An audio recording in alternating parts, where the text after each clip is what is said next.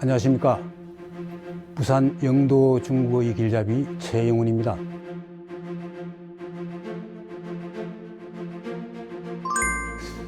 이번에는 정치란 무엇인가에 대해서 제가 강의를 한다기보다 제가 그냥 자연스럽게 말씀을 나누겠습니다.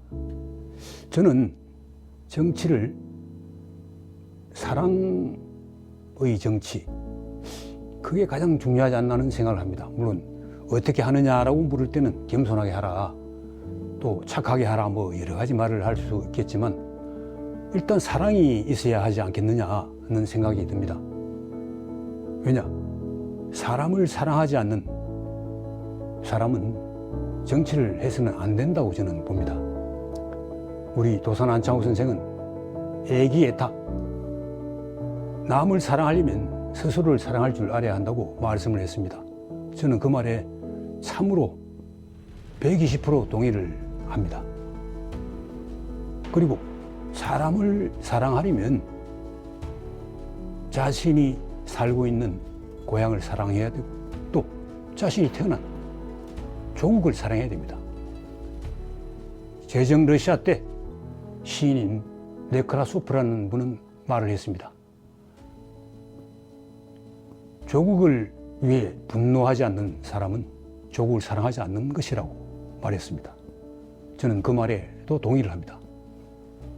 지금 대한민국은 정치를 혐오하는 목소리가 정말 들끓는다는 그런 표현이 틀리지 않을 것입니다. 우리 정치는 바뀌어야 됩니다. 정치를 왜 하느냐라고 정치인들에게 물어보면 다들 말은 그럴듯하게 합니다만, 국민을 위해서라는 말은 공연불에 그치고 있습니다. 민생을 챙긴다라고 말을 하지만 과연 정말 등이 휠 것 같은 민초들의 고통을 마음에 새기면서 하는 말들인지 의심스러울 때가 많습니다. 지금 시장에 나가보고 또 인력 시장을 둘러보면 참 한숨 소리가 나옵니다. 이런 원성들을 여당은 말할 것 없고 야당이 지금 의회의 권력을 장악하고 있습니다. 정말 민생을 생각하는지 묻지 않을 수 없습니다. 저는 정치는 공자님께서 말씀했듯이 정치는 곧 바른 것, 정직한 것이어야 한다고 믿습니다.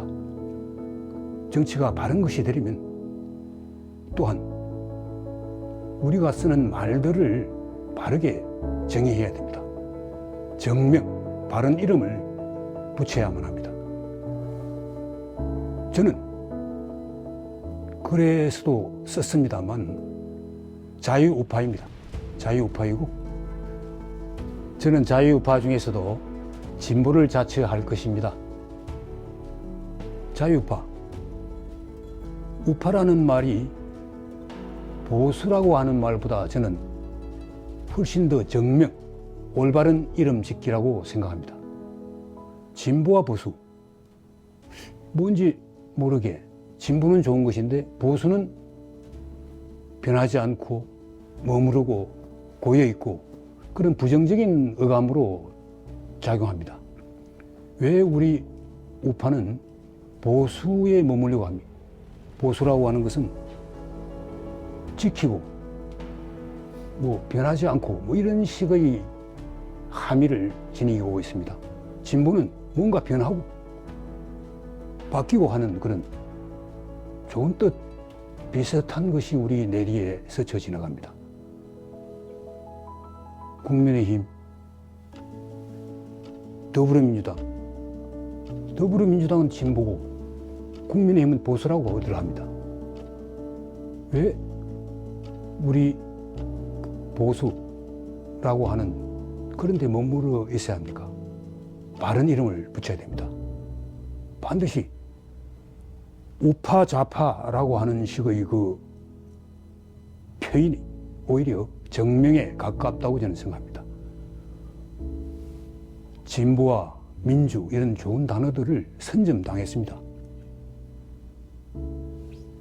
제가 쉽게 예를 들겠습니다. 중국이 1949년에 공산화합니다. 마오쩌둥이 아마 중공의 건국의 아버지로 불립니다.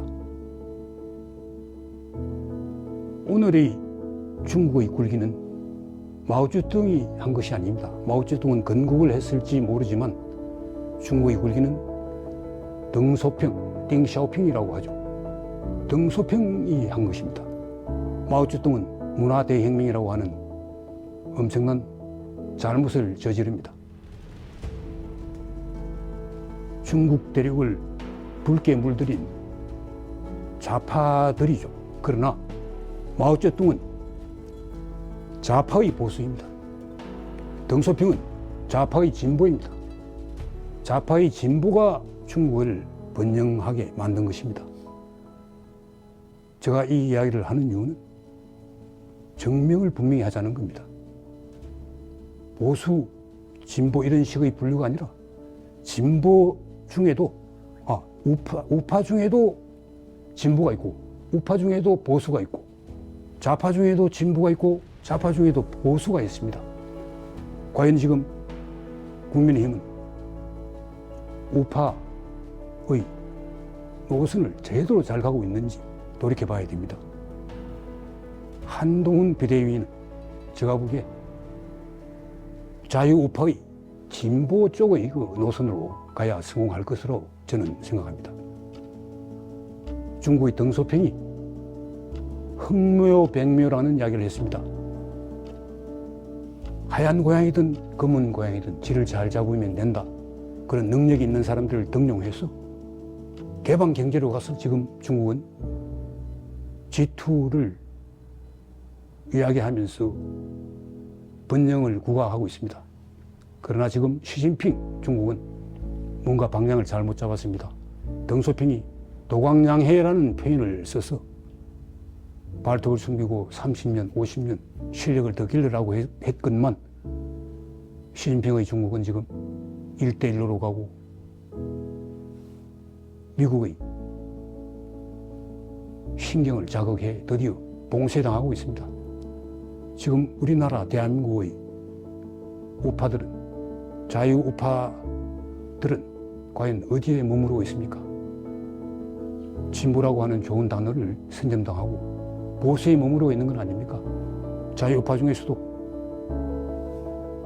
진보는 사회안전망 이런 것들 따뜻한 보수를 지향하는 따뜻한 우파를 지향하는 그런 곳으로 나가야 됩니다.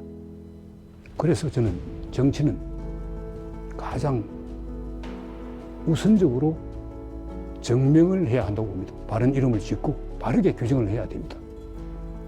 그런 점에서 저는 앞으로도 글을 쓸 때든 무엇인가를 할 때든 자유우파의 진보 쪽을 항상 염두에 두고 봉사를 하고 실천을 해나갈 작정입니다. 지금 대한민국은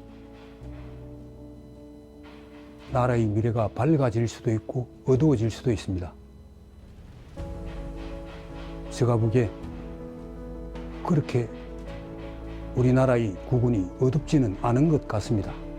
그렇기 때문에 반드시 자유우파가 쇄신과 물갈이를 해서 이 나라의 미래를 밝게 만들 것이라고 믿고 있습니다. 한동훈 비대위원장이 길 없는 길을 뜻하는 말을 한 적이 있습니다. 길이라고 하는 것은 처음부터 있는 게 아니라 누군가 길을 내고 많은 사람이 다니면 그것이 길이 된다고 말입니다. 저희 대부가 고 최인호 작가입니다. 최인호 작가는 생전에 길 없는 길이라는 소설을 썼습니다. 경허선사의 일대기를 아주 감동적으로 그려냈습니다. 길 없는 길을 만들어 가야 됩니다. 길이라고 하는 것은 누군가가 내면 또 그 길이 다닐 만한 길로 보이면 많은 사람이 다니고 그게 처음에는 작은 길이 큰 길로 됩니다. 없는 길을 만들려면 돌뿌리를 치우고 또 가시밭도 걷어내고 또 먼저 용기를 내고 길이 안 보이지만 앞으로 전진을 할 때 또 돌뿌리에 채여 넘어지더라도 일어나서 그 돌뿌리를 치우고 흐르는 무릎에 흐르는 피를 닦아내고 걸어가면 됩니다. 그러면 뒤를 따르는 사람들이 또 길을 걸어가고 그 숫자가 늘어나면 새로운 길이 만들어집니다. 반드시 대한민국은 새로운 길을 만들고 일어나갈 것으로 저는 믿습니다. 정치라는 게 뭐 대단한 것이 아닙니다. 맑고 밝고 따뜻하게 선한 영향력을 민들레 홀씨처럼 퍼뜨리는 것, 그런 것이 아마 정치 아니겠습니까?